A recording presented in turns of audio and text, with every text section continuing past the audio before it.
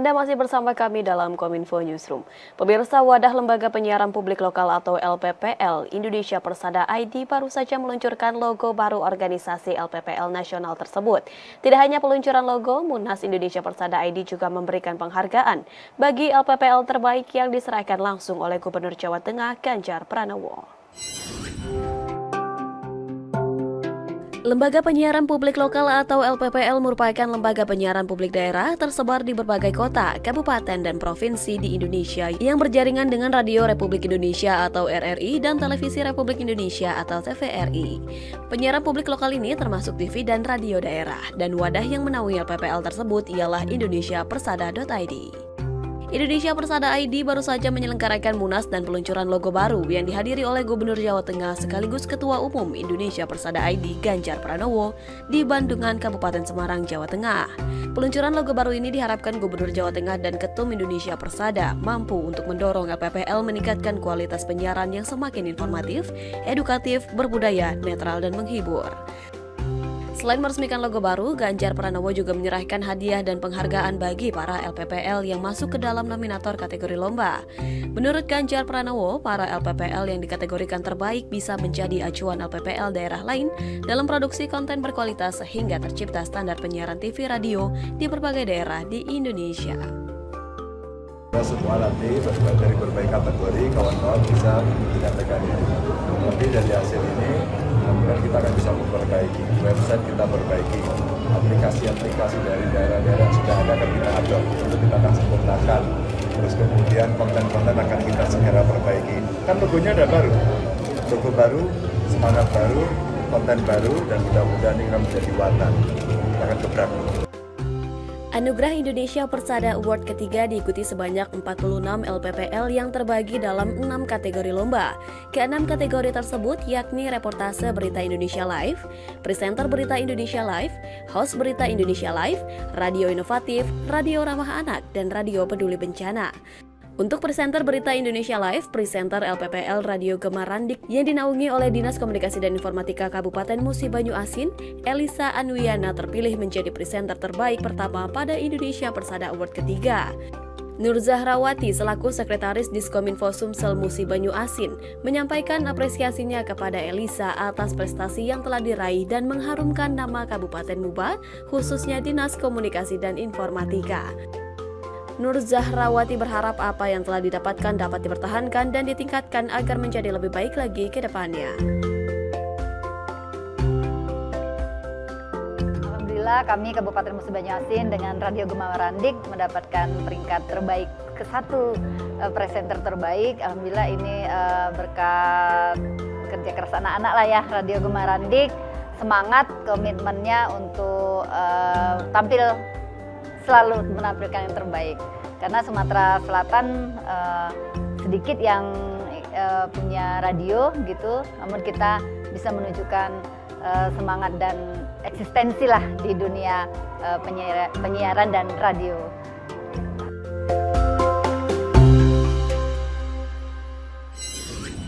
Tujuan Pembangunan Berkelanjutan atau TPB merupakan program pembangunan peningkatan kesejahteraan ekonomi masyarakat berkesinambungan.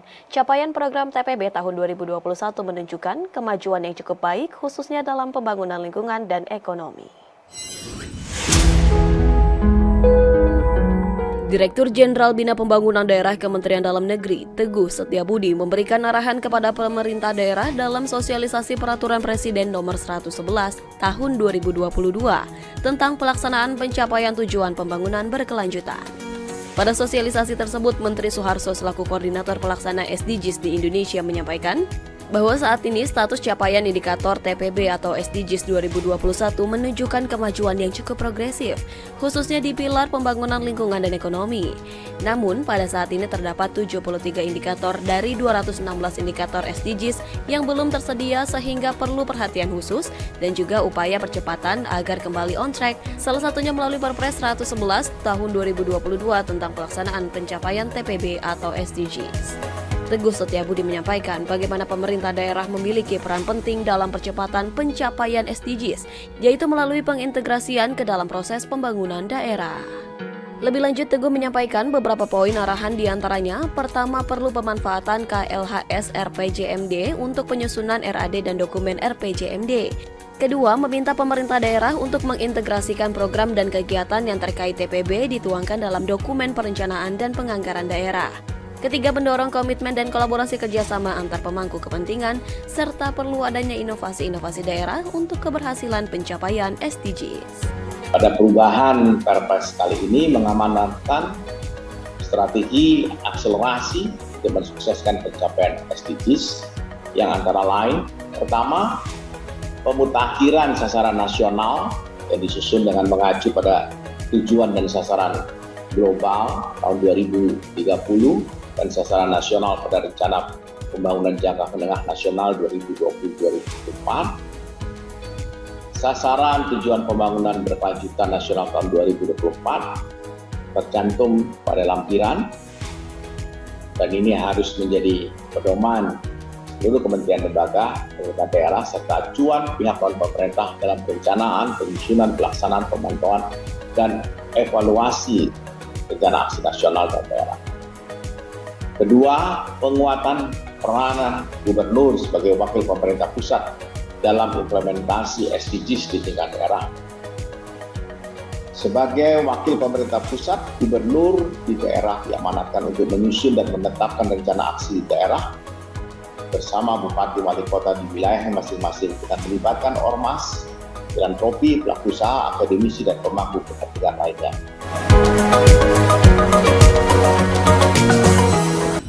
Wapres Ma'ruf Amin membawa misi kerjasama ekonomi syariah, produk halal, dan pariwisata saat bertemu Wakil Perdana Menteri Singapura, Lawrence Wong, dalam kunjungan kerjanya.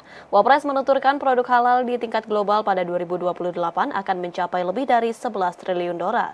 Indonesia dan Singapura sebagai partner bisnis strategis harus dapat menangkap peluang ini. Wakil Presiden Republik Indonesia Ma'ruf Amin melakukan kunjungan kerja Singapura guna bertemu Wakil Perdana Menteri Singapura Lawrence Wong di Parliament of Singapore pada Selasa 18 Oktober 2022. Pertemuan bilateral ini membahas kerjasama ekonomi syariah, produk halal, dan pariwisata kedua negara. Ekonomi syariah dinilai memiliki potensi besar memperkuat ekonomi kedua negara. Pasalnya, transaksi syariah menggunakan model bisnis bagi hasil yang berikan rasa aman, dan adanya dana wakaf yang terjangkau juga berpotensi menjadi aset produktif. Sementara itu, tren wisata muslim yang mulai marak dan meningkat di berbagai negara sangat memungkinkan bagi Indonesia dan Singapura untuk memanfaatkan celah ini. Singapura menjadi hub bagi para wisatawan muslim ke Indonesia, karenanya Wapres berharap kolaborasi Indonesia dan Singapura dalam wisata muslim harus diperkuat. Lawrence Wong menyambut usulan baik Wakil Presiden Ma'ruf Amin dalam penguatan kerjasama Indonesia dan Singapura di berbagai bidang. Wong mengapresiasi kerjasama kedua negara yang selama ini terjalin dengan baik. Dalam kunjungan kerjanya, Wapres Ma'ruf Amin juga menyempatkan diri untuk menghadiri pertemuan diaspora Indonesia di KBRI Singapura. Dalam pidatonya, Wapres menegaskan UMKM menjadi pondasi utama pemulihan ekonomi pasca pandemi. Diaspora memegang peranan penting dalam memasarkan produk Indonesia di luar negeri, sehingga berdampak pada peningkatan kemajuan ekonomi. Dalam rangka membantu upaya UMKM kita supaya bisa naik kelas. UMKM kita itu, ya kita ingin berusaha UMKM kita itu sebagai bantalan yang selama ini terutama dalam pandemi, itu tidak terkena stunting. Ya, jadi bukan orang saja yang terkena stunting, tapi UMKM juga jangan terkena stunting. Artinya tidak besar-besar. Oleh karena itu harus kita kembangkan, dan saya berharap juga diaspora ini menjadi perantara yang bisa memasarkan produk-produk kita ke luar negeri.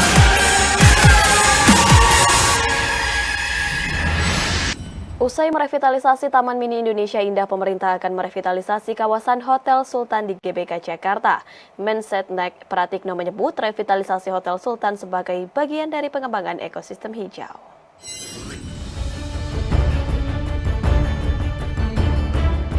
Setelah melakukan revitalisasi di Taman Mini Indonesia Indah, kini kawasan Hotel Sultan yang berada di Gelora Bung Karno, Jakarta menjadi progres selanjutnya dari Kementerian Sekretaris Negara. Pemilihan revitalisasi di kawasan ini dikarenakan lokasinya yang sangat strategis. Menteri Sekretaris Negara Pratikno menyebutkan bahwa Kementerian Sekretaris Negara akan terus mendukung pengembangan ekosistem hijau. Berbagai upaya dan kolaborasi terus dilakukan oleh Kemensetnek untuk mewujudkan pengembangan ekosistem hijau tersebut. Saat ini Kemensetnek telah menerima pinjaman mobil listrik dari Toyota yang akan digunakan untuk transportasi di Gelora Bung Karno, Jakarta. Langkah ini merupakan rangkaian dari program pembangunan hijau di Indonesia. Dan berikutnya ini program kita adalah kaitannya dengan revitalisasi ini kawasan Hotel Sultan yang cukup luas ya, ada berapa sekitar 14 hektar gitu. Alhamdulillah hukumnya sudah clear, pemerintah sudah menang PK yang keempat kalinya. Nah kemudian HGB akan habis nanti bulan Maret dan April tahun 2023. Nah, pasca itu kita akan manfaatkan revitalisasi bagaimana Hotel Sultan, kawasan Hotel Sultan ini menjadi kawasan yang jauh lebih baik ya. Kita sudah melakukannya di Taman Mini, kita akan melakukannya juga di Hotel Sultan, menjadi kawasan hijau, kawasan yang lebih bisa dimanfaatkan karena lokasinya sangat-sangat sentral. Komnas HAM bersama dengan Kantor Staf Presiden dan International NGO Forum on Indonesia Development menggelar konferensi pengarus utamaan Kabupaten Kota 19 hingga 20 Oktober 2022. Konferensi ini bertujuan meningkatkan kerjasama antar pemangku kepentingan HAM serta meningkatkan pemahaman aparatur negara tentang konsep hak asasi manusia.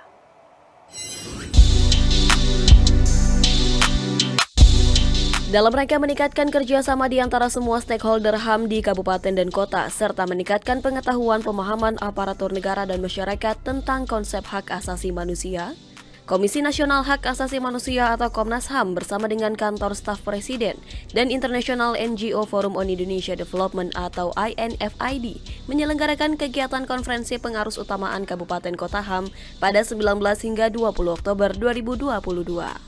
Kegiatan ini mengambil tema memperkokoh keberagaman dan inklusi mewujudkan Indonesia yang tangguh dan harmonis. Ketua Komnas HAM Ahmad Taufan Damanik saat memberikan keterangan pers pada 18 Oktober menyampaikan, pemerintah daerah akan diberikan ruang yang pada konferensi HAM ini karena kegiatan ini akan fokus membahas peran pemerintah daerah dalam pengarus utamaan norma-norma dan nilai-nilai HAM. Ahmad Taufan menambahkan bahwa pemerintah daerah adalah institusi kenegaraan yang berada di garda terdepan untuk berhadapan dengan masyarakat yang sehari-harinya memiliki hak untuk mendapatkan pemenuhan dan perlindungan HAM. Di pemerintah daerah diberikan satu ruang yang seluas-luasnya besok itu sampai tanggal 20 karena memang konferensi HAM ini membahas lebih fokus kepada bagaimana peran pemerintah daerah dalam pengarus utamaan norma-norma atau nilai-nilai hak asasi manusia. Karena kita tahu bahwa pemerintah daerah ini adalah satu institusi kenegaraan kita yang berada dalam posisi paling terdepan, berhadapan dengan masyarakat yang sehari-hari tentu saja ya, memiliki hak untuk mendapatkan pemenuhan, perlindungan, dan penghormatan hak asasi manusia. Pemirsa, kami akan kembali dengan informasi penerapan pariwisata berkelanjutan bersama rekan kami Mona Azarinisa sesaat lagi.